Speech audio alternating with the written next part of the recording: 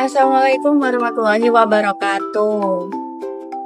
Halo teman-teman, perkenalkan nama saya Amin Amrina Rasyada dengan NIM 25208047 dari kelas TIPA B. Nah, pada video kali ini saya akan melakukan praktikum tentang perbedaan pertumbuhan kacang hijau pada media kapas dengan variasi jenis air, yaitu air garam, air soda, dan air keran. Nah, praktikum kali ini dilakukan untuk mengetahui pengaruh berbagai jenis air terhadap pertumbuhan kacang hijau. Seperti itu. Selamat menyaksikan. Oh iya teman-teman, jadi sebelum praktikum sederhana pasti ada tujuan praktikum. Nah, tujuan praktikum yang pertama yaitu mengetahui pengaruh jenis air terhadap pertumbuhan kacang hijau. Yang kedua yaitu membandingkan pertumbuhan kacang hijau yang diberi air garam, air keran, dan air soda. Yang ketiga yaitu mengetahui jenis air yang paling baik untuk pertumbuhan kacang hijau. Nah, oke teman-teman, sekarang kita lanjut ke alat dan bahan. Yang pertama alat yang perlu kita siapkan yaitu adalah 3 gelas plastik atau wadah, yaitu seperti ini teman-teman. Seperti ini adalah 3 gelas plastik atau wadah ya teman-teman. Nah, selanjutnya ada sendok. Ini ada sendok. Terus ada penggaris teman-teman. Ini untuk penggarisnya, untuk mengukur ketinggian campaknya nanti. Terus ada juga label penanda, jadi kayak gini. Nah, seperti ini. Ada air sprit, air keran, dan air garam. Nanti ditempel di wadahnya biar nggak salah gitu teman-teman. Nah, lanjut ke bahan. Jadi bahan yang kita butuhkan yaitu yang pertama ada kacang hijau. Ini teman-teman. Jadi ini ya, inti utama dari praktikum ini adalah kacang hijau. Nah, untuk yang kedua ada kapas teman-teman. Oke, sudah kapas. Terus ada air keran. Air keran. Kemudian ada air garam. Terus ada air sprit atau air soda.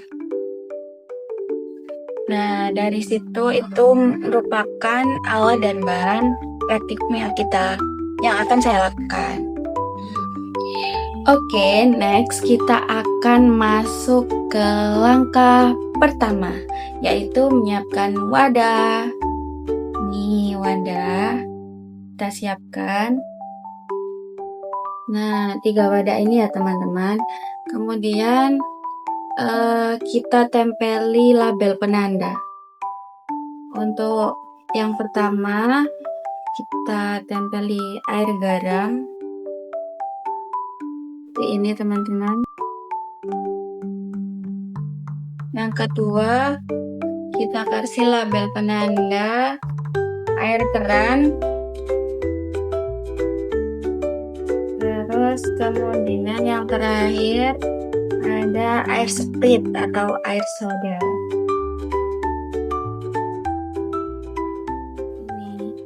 Nah, ini sudah dikasih label penanda.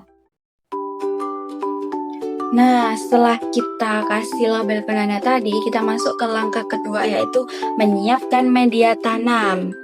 Kita ambil wadahnya dulu ya teman-teman, yang tadi sudah diberi label. Ini. Nah, kemudian saya masukkan kapas ke dalam masing-masing wadah sebagai media tumbuh kacang hijau. Kita ambil kapasnya. Ini ya teman-teman.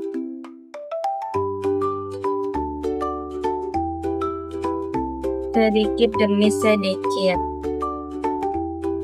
Kapasnya secukupnya saja teman-teman. Ini dimasukin di sini.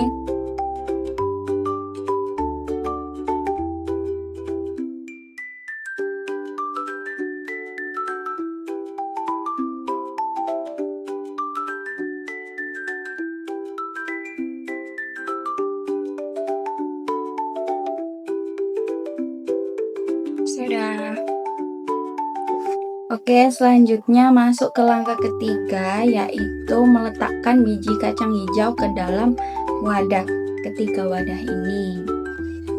Oke, nah jumlah kita ambil kacang hijaunya dahulu teman-teman. Ini ya. Nih.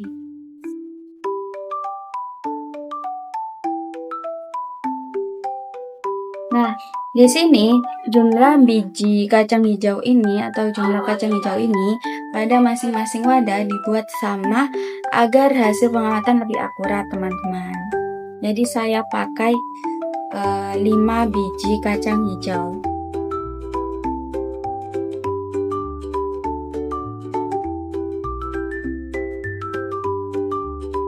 Oke, next. Sekarang kita masuk ke langkah keempat, yaitu memberikan variasi air.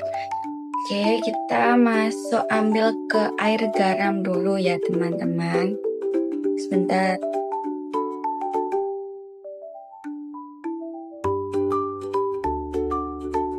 Oke, kita masuk ke variasi air garam.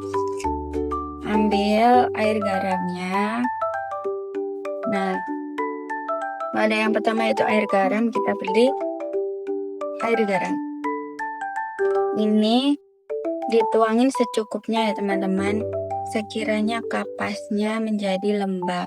Jangan kebanyakan, jangan terlalu sedikit. Oke. Sebentar. Ini sekarang kita masukin air garamnya.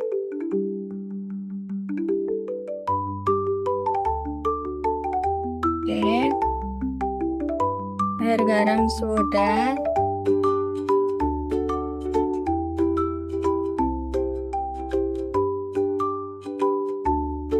Air garam sudah, sekarang kita ke air keran. Kita ambil air kerannya dulu teman-teman. Nah ini air keran.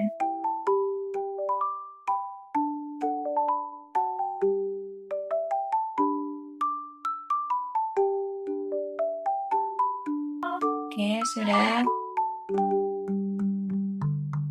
Nah, air keran sudah. Sekarang kita masuk ke air Sprite atau soda. Kita ambil air sodanya ini.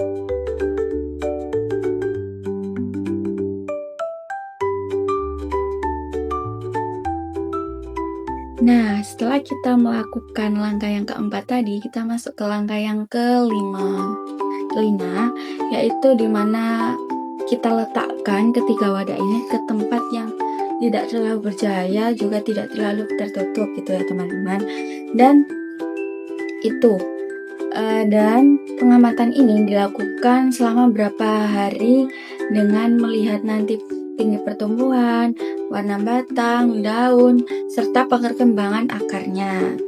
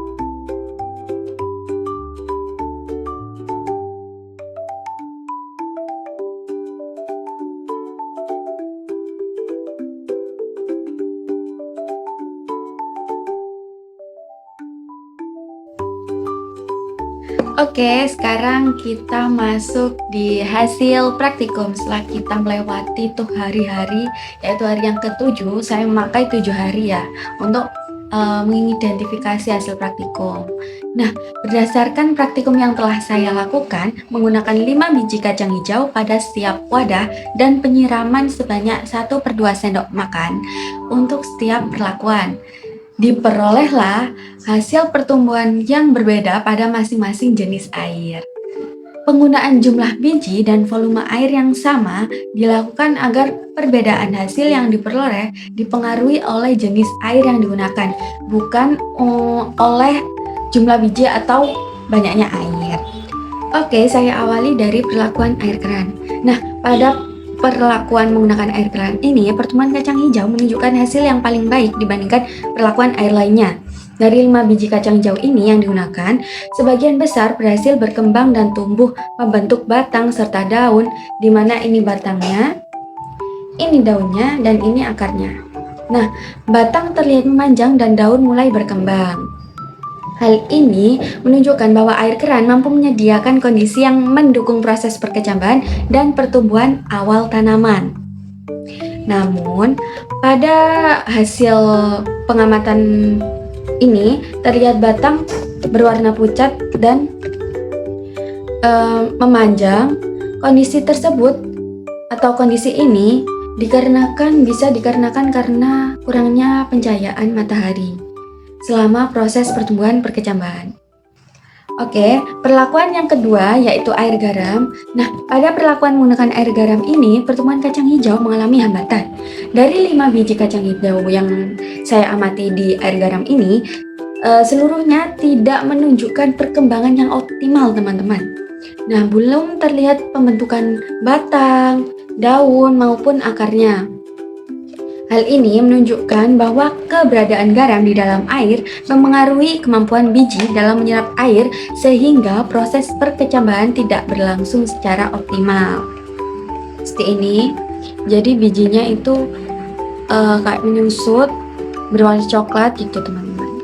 Nah, lanjut ke perlakuan ketiga yaitu air soda. Pada perlakuan menggunakan air soda, ini ya hasil pertumbuhan menjadi yang paling rendah dibandingkan perlakuan air lainnya. Dari 5 biji kacang hijau yang saya amati, sebagian besar tidak berkembang menjadi kecambah normal. Pada media kapas juga terlihat adanya perubahan kondisi yang menunjukkan biji mengalami kerusakan atau pembusukan seperti ini teman-teman. Jadi itu seperti jamur-jamur gitu ya teman-teman, pembusukan. Nah, hal ini menunjukkan bahwa air soda kurang sesuai digunakan untuk mendukung pertumbuhan kacang hijau. Masuk ke penjelasan teori secara singkat. Secara teori, pertumbuhan kacang hijau dimulai dari melalui proses perkecambahan, yaitu saat biji menyerap air atau biasa disebut dengan proses imbisi. Nah, air yang masuk menyerap air itu akan mengaktifkan enzim untuk memecah cadangan makanan sehingga digunakan untuk pertumbuhan akar, batang, dan daun. Nah, pada air keran, mendukung proses tersebut karena memiliki kondisi yang lebih sesuai untuk penyerapan air. Pada air garam, kadar garam yang tinggi menyebabkan tekanan osmosis meningkat sehingga air lebih sulit masuk ke dalam biji. Sedangkan pada air yang soda, memiliki kandungan zat terlarut dan tingkat keasaman tertentu yang kurang mendukung dalam proses pertumbuhan perkecambahan. Oke, sekarang masuk ke kesimpulan. Berdasarkan hasil praktikum menggunakan 5 biji kacang hijau dan penyiraman sebanyak 1/2 sendok makan pada setiap perlakuan, dapat disimpulkan bahwa jenis air mempengaruhi pertumbuhan kacang hijau. Yang pertama ada air keran, di mana air keran menghasilkan pertumbuhan paling baik karena mendukung proses perkecambahan dan pertumbuhan awal tanaman. Yang kedua ada air garam, yang mana menghambat pertumbuhan karena mempersulit penyerapan air oleh biji. Nah, dan yang ketiga yaitu adanya air soda ya, yang mana menghasilkan pertumbuhan paling rendah karena kondisi air kurang sesuai untuk mendukung pertumbuhan kecambahnya. Maka dari itu dapat disimpulkan di antara ketiga jenis air ini yaitu yang paling efektif yaitu air keran. Karena apa? Karena air keran dapat membantu pertumbuhan kacang hijau secara efektif dan dalam media kapas. Jadi itu bertumbuh dengan baik dan terstruktur antar batang, berkembang dengan baik, akar, daun, seperti itu teman-teman. Oke, sekarang waktunya penutupan. Oke, mungkin gini ya. Nah, melalui praktikum ini, saya juga dapat memahami bahwa dalam pertumbuhan tanaman tidak hanya dibutuhkan air, tetapi juga kondisi lingkungan dan media yang sesuai agar pertumbuhan dapat berlangsung secara optimal. Terima kasih atas perhatian dan waktu yang telah diberikan. Apabila terdapat kekurangan dalam penyampaian maupun pelaksanaan praktikum ini, saya mohon maaf yang sebesar-besarnya. Saya akhiri, wassalamualaikum warahmatullahi wabarakatuh.